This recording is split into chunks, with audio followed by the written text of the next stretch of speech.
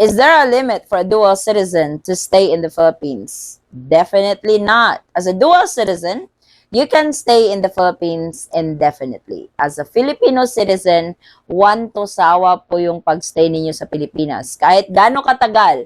And if you decide to go back to your country, kung saan kayo, for example, US, makakaalis kayo without any penalties or anything, kahit pa nag 10 years kayo sa Pilipinas.